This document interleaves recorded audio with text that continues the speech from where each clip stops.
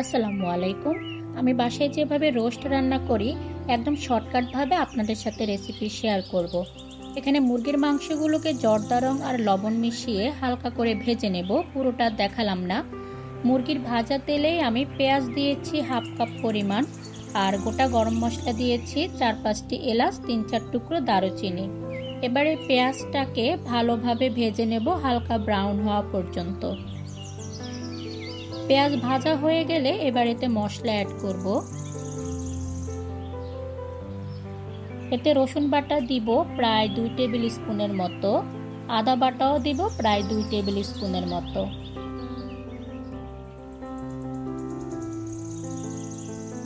এবারে আদা রসুনটাকে তেলের মধ্যে ভেজে নেব যাতে আদা রসুনের কাঁচা গন্ধটা চলে যায়।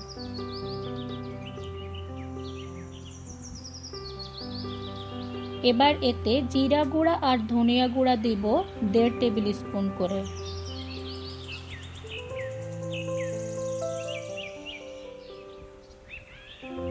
মরিচের গুঁড়া দিলাম 1.5 টেবিল স্পুন, লবণ দিলাম হাফ টেবিল স্পুন, গরম মশলার গুঁড়ি দিলাম 1 টিস্পুন। এবারে মশলাগুলোকে 1 মিনিটের মতো একটু সতে করে নিব, মানে তেলের মধ্যে একটু ভেজে নেব।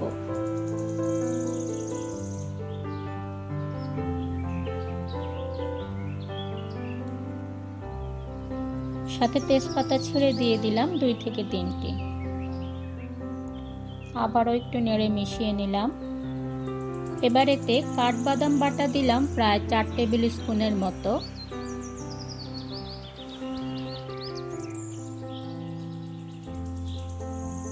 ফেটানো টক দই দিলাম প্রায় 1 কাপ পরিমাণ। এটা কিন্তু টক দইয়ের পানি সহ, আমি পানি ঝরিয়ে নেইনি, পানি সহই দিয়ে দিলাম। ভালোভাবে ফেটিয়ে নিতে হবে এই টক দই। ভালোভাবে নেড়ে মিশিয়ে মশলাটাকে কষিয়ে নেব। এই মশলা কষানোটা কিন্তু খুবই ইম্পর্ট্যান্ট।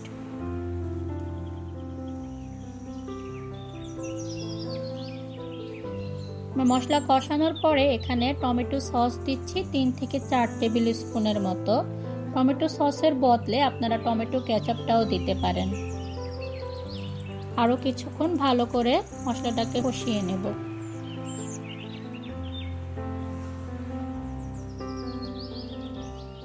এবার আমি এখানে আগে থেকে জাল করা লিকুইড দুধ দিব 1 কাপ পরিমাণ, যেন মশলাটা পুড়ে না যায়।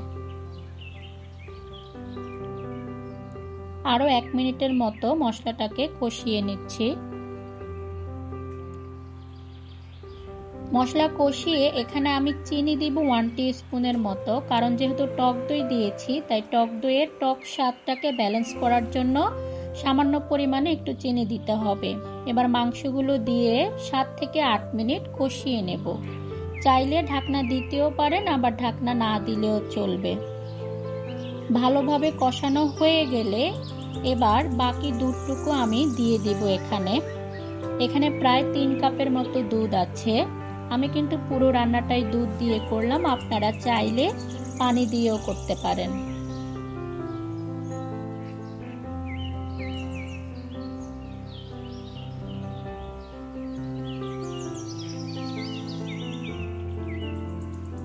এবার 7-8টি কাঁচামরিচ দিয়ে দিব।